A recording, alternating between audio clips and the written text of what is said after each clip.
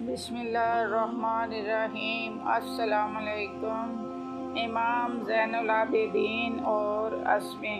فن لغت اور ادب کے امام جناب اسمی کا بیان ہے کہ میں ایک مرتبہ چاندنی رات میں مکہ مکرمہ کا طواف کر رہا تھا تو میں نے یہ دیکھا کہ ایک بہت ہی حسین و جمیل جوان کعبہ مکرمہ کے پردوں سے چمٹا ہوا بہت ہی دردناک آواز سے رو رو کر دعائیں مانگ رہا ہے اور یہ کہہ رہا ہے کہ الہی تمام آنکھیں سو رہی ہیں اور ستارے غروب ہو چکے ہیں، لیکن اے میرے پروردگار، تو حی یا قیوم ہے، تو بندہ غنودگی سے پاک ہے، تو نیند اور غنودگی سے پاک ہے۔ اے میرے مولا، تمام بادشاہوں نے اپنے دروازوں کو بند کر لیا ہے اور اپنے دروازوں پر پہرا بٹھا دیا ہے، لیکن تیرا دروازہ ہر سائل کے لیے ہر وقت کھلا ہے۔ اے میرے مولا، میں گناہ گار ہوں، میں فقیر ہوں، میں مسکین ہوں، میں قیدی ہوں، میں تیرے دروازوں پر رحمت کا سایہ امیدوار بن کر کھڑا ہوں۔ پھر وہ جوان رو رو کر انتہائی دقت امیز لہجے میں یہ اشعار پڑھے، یعنی اے میرے رب، اے میرے مولا، اے مجھے ٹھکانہ دینے والے، میں تجھ سے دعا مانگتا ہوں، تو میری گریہ زاری پر رحم فرما۔ میں تجھے بیت اللہ اور حرم کا واسطہ دیتا ہوں، تو بہت بخشنے والا ہے۔ تو میرے لیے اپنی رحمت سے مغفرت کی سخاوت فرما دے یا مجھے معاف فرما دے۔ اے بخشش و کرم والے، اگر مجرم تجھ سے معافی کی امید نہ رکھے تو پھر کون ہے جو گناہ گاروں پر کرم کے ساتھ بخشش فرمائے گا۔ یہ اشعار پڑھنے کے بعد پھر اس جوان نے آسمان کی طرف سر اٹھایا اور کہنے لگا کہ اے میرے مولا، اگر میں نے تیری اطاعت کی ہے تو یہ تیرا مجھ پر احسان عظیم ہے، اور اگر میں نے تیری نافرمانی کی ہے تو یہ میری جہالت ہے۔ یا اللہ، تو مجھ پر رحم فرما اور تو مجھ کو میرے جد کریم اور میری آنکھوں کی ٹھنڈک اور میرے محبوب اور اپنے نبی محمد صلی اللہ علیہ وسلم کے دیدار سے محروم نہ فرمانا۔ پھر اس جوان نے یہ مناجات شروع کر دی: اے وہ ذات کہ ہر مصیبت میں تجھی سے امیدواری کی جاتی ہے، میں تیرے دربار میں اپنی تکلیف پیش کرتا ہوں، لہٰذا تو میرے امید ہے، تو ہی میری بے قراری کو دور فرمانے والا ہے، لہٰذا تو میرے سب گناہوں کو بخش دے اور میری حاجت کو پوری فرما دے۔ میں بہت ہی خراب اور ردی قسم کے مال لے کر آیا ہوں اور تمام مخلوق میں مجھ سے بڑا جرم کسی نے نہیں کیا۔ وہ جوان ان مذکورہ بالا اشعار کو پڑھتے پڑھتے ایک دم بے ہوش ہو کر زمین پر گر پڑا۔ اسمی کہتے ہیں کہ میں دوڑ کر اس جوان کے قریب پہنچا تو دیکھا کہ وہ حضرت امام زین العابدین رحمۃ اللہ علیہ ہیں۔ میں نے فوراً ان کا سر مبارک اپنی گود میں رکھ لیا اور مجھ پر ایسی رقت طاری ہو گئی کہ میں زار زار رونے لگا، یہاں تک کہ میرے آنسوؤں کی دھار ان کے مقدس رخسار پر گرنے لگی تو وہ ہوش میں آ گئے اور آنکھیں کھول کر فرمایا کہ یہ کون شخص ہے جس نے میرے مولا کی یاد میں خلل ڈالا؟ تو میں نے عرض کیا کہ اے میرے آقا، میں آپ کا غلام اسمی ہوں۔ حضور والا، آپ اس قدر کیوں گریہ زاری فرما رہے ہیں؟ آپ تو اہل بیت نبوت میں سے ہیں اور خداوند عالم نے آپ لوگوں کے لیے قرآن میں بشارت عطا فرمائی ہے،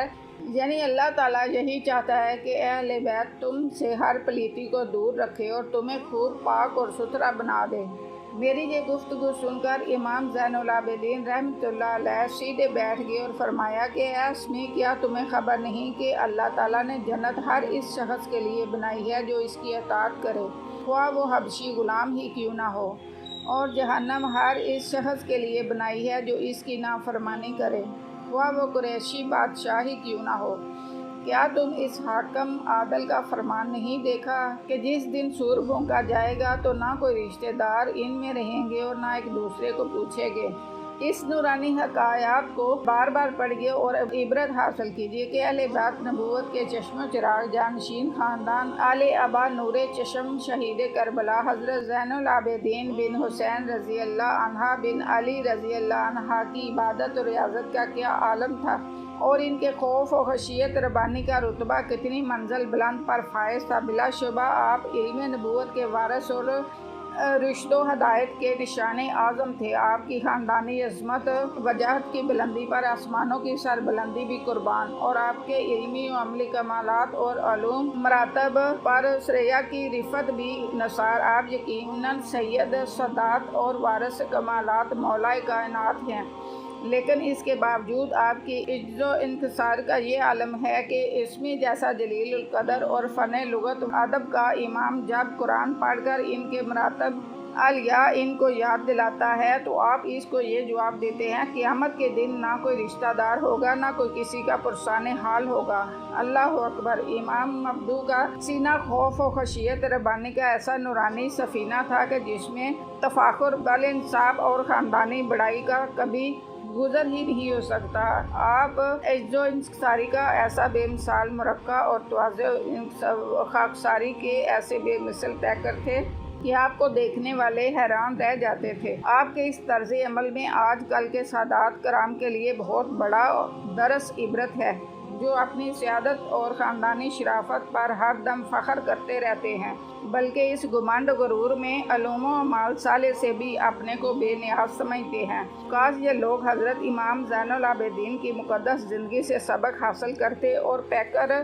تواضع و انکسار بن کر خضوع و خشوع کے ساتھ اپنے رب کریم کی عبادت کرتے اور اپنے علوم و اعمال صالحہ کی بدولت امت رسول کے لیے ذریعہ ہدایت بنتے، مگر افسوس کہ آج کل کے بعض مدعیان سیادت کا تو یہ حال ہے کہ نہ علم نہ عمل، بس خانقاہ میں لے دے کر ان کی کل کائنات یہی ہے۔ حضرت امام زین العابدین رحمۃ اللہ علیہ کی عبادت اور ریاضت اور خوف الہی سے ان کی گریہ زاری کا ایک منظر تو آپ نے دیکھ لیا، اب ذرا یہ بھی سن لیجئے کہ سفر اور حضر میں بھی کبھی آپ کی نماز تہجد قضا نہیں ہوئی اور روزانہ بلا ناغہ 1000 رکعت نماز نفل پڑھا کرتے تھے، اور اپنی زندگی میں 2 مرتبہ اپنا سارا مال خدا کی راہ میں خیرات کیا، اور آپ کی سخاوت کا یہ عالم تھا کہ آپ بہت سے غربا اہل مدینہ کے گھروں میں ایسے پوشیدہ طریقوں سے رقم بھیجا کرتے تھے کہ ان غربا کو خبر ہی نہیں ہوتی تھی کہ یہ رقم کہاں سے آتی ہے۔ مگر جب آپ کا وصال ہو گیا تو غریبوں کو پتہ چلا کہ یہ حضرت امام زین العابدین کی سخاوت تھی۔